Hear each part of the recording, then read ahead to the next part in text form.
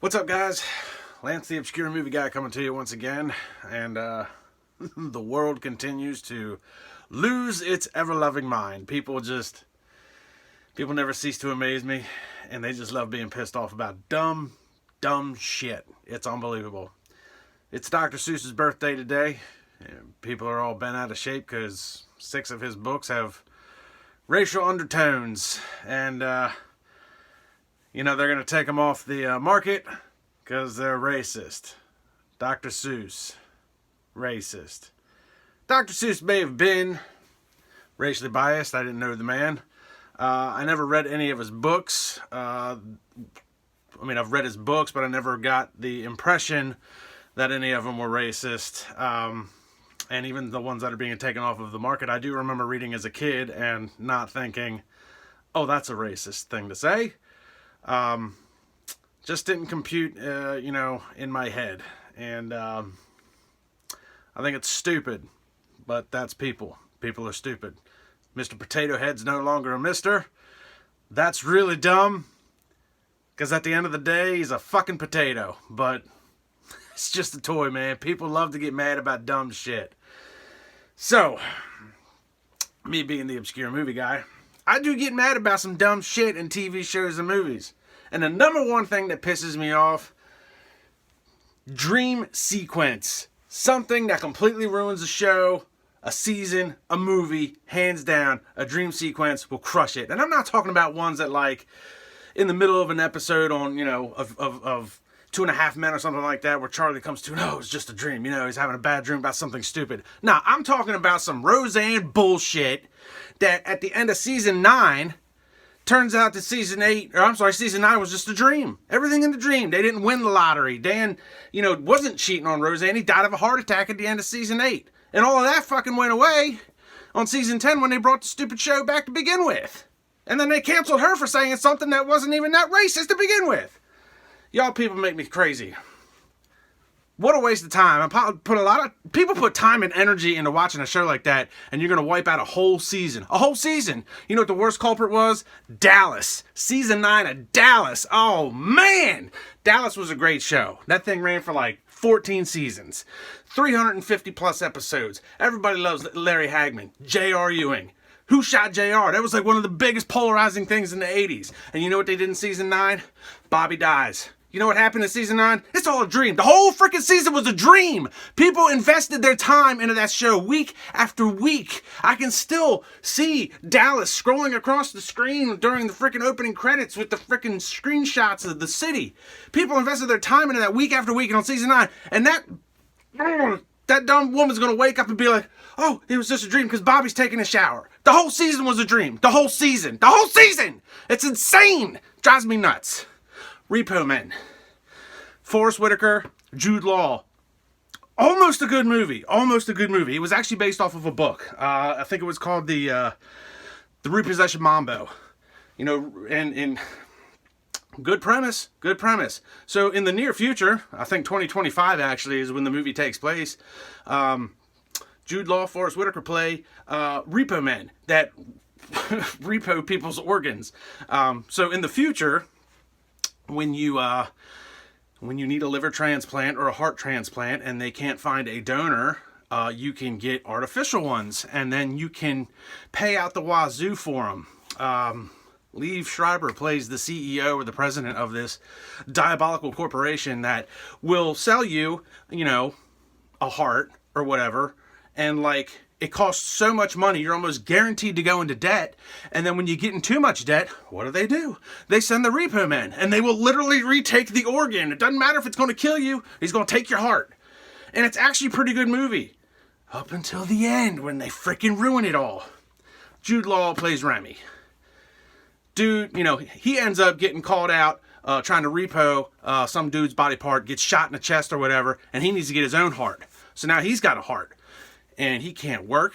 He's got to do sales now instead of repossession. He's not making enough money. He starts to actually have a heart and sympathize with some of these people and starts telling them that, dude, if you get a heart from us, you're not going to be able to afford it. We're going to come back in and we're going to take it and you're going to die anyway, so don't do it. Him and Forrest Whitaker were buddies, man. Forrest Whitaker tries to get him back into repossession, but he's like, dude, you're losing your mind. Get your shit together. And then there's this big epic battle in the middle of the movie where shit goes down. And now Remy's on the run. And he's running with this chick. And she's got like 18 different organs that have all been replaced. And, you know, you get to the end of the film, and like they're trying to get to the frickin' place so that they can scan. If you can scan the organs, it'll pay off her debt. So he's like cutting her open and like scanning it, and they're like making out, and it's like weird and erotic and exotic. And then boom, next thing you know, everybody's on the beach, everybody's happy, everybody's having a good time. And then bloop, turns out Jude Law had his ass kicked by Forrest Whitaker halfway through the movie. Nobody knew. And now he's hooked up to an NP5 neuralizer that's making a simulation in his head. And the whole second half of the movie, just a dream. God, it is such lazy writing. It drives me crazy. And the worst one of all, there's a story behind this. Vanilla Sky. That is the largest pile of crap I've ever watched. I hate that movie. If you like it, I will fight you because it is garbage. It is straight garbage. Vanilla Sky was a waste of time. Now, part of my hatred for that movie, when it came out, some of my friends went and saw it and said it was, oh man, it was amazing. You got to go see it. Crazy ending. It's not, by the way. You know who you are. I go to the movies. Movie theater loses power like, I don't know, 3/4 of the way through the movie. So I don't get to see the end of the movie, and I'm like just left hanging. Luckily, my friends didn't spoil it for me. I'm going to spoil it for y'all if you haven't seen it, because it's not worth it. It's not worth it at all. So time goes by. They give you a free voucher to go back to the movies. I never went back to see the movie. Life happens, gotta work, gotta pay bills, stuff like that. Movie comes out on DVD. Now this is back in the day for you young folk out there. Blockbuster was still a thing. I go and rent the movie from Blockbuster. Pop it in. Watching it. I've seen this. Yeah, Tom Cruise, Cameron Diaz, Penelope Cruz. Even Kurt Russell was in it. If you haven't seen the movie, I'm not even going to tell you about it because it's a waste of freaking time. Get to the end. Get to the end of this goddamn movie, and here comes some British bastard coming out of some freaking room. Oh, I'm tech support. Well, what the fuck are you tech support for?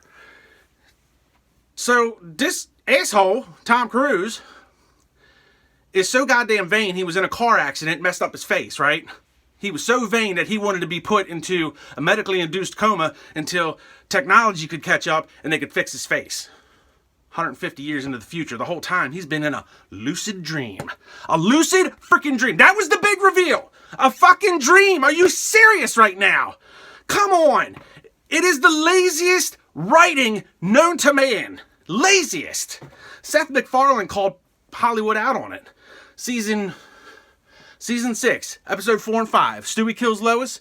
Lois kills Stewie. 2-part episode. And it was great because at the end of it, it turns out it was just a simulation. Stewie didn't really kill Lois. Even though he did and took over the world, it was all just a simulation. And Stewie and Brian have a conversation about how, and Brian's right, about how that would piss a lot of people off. Stewie thinking that people would enjoy the story arc and this, that, and the other. I don't know, man. I think you piss a lot of people off. And it does. It is lazy, lazy writing. Lazy writing. Vanilla Sky. You know, after I was done watching that movie, I was so pissed off at it, I broke the son of a bitch. I took it back to Blockbuster, and I threw it at the guy at the counter, and I said, how much do I owe you for this piece of crap? $18. I slapped down a 20, told him to keep the change because it was a piece of crap. Waste of time. Oh. If you guys are going to be mad about something, don't be mad about a goddamn potato and go dog go. All right? There's more infuriating things out there to be upset about. And this is a bunch of them. Oh. So don't watch the Repo Man. Don't watch Vanilla Sky. Skip season 9 of Roseanne and Dallas. Oh. My mom used to watch Dallas religiously. Man, we had to be home. I don't know what day it came on or what time, but we were there every week. And season 9, I know she had to be mad about that. Especially after you pull something off like Who Shot JR? That was a polarizing in the 80s. Polarizing. And then you're going to back it up with freaking a dream sequence. Oh, make me so angry. Oh my God. Like, subscribe, and comment to the YouTube channel. Don't watch these things I just talked about because it's a waste of time and aggravating as hell. And let me know what you guys are watching. I don't know. The next video hopefully will be a little bit happier, but I had to get it off my chest. It's been bugging me. Y'all people be stupid. That's some stupid shit right there. Lazy writing, Hollywood. Get your shit together.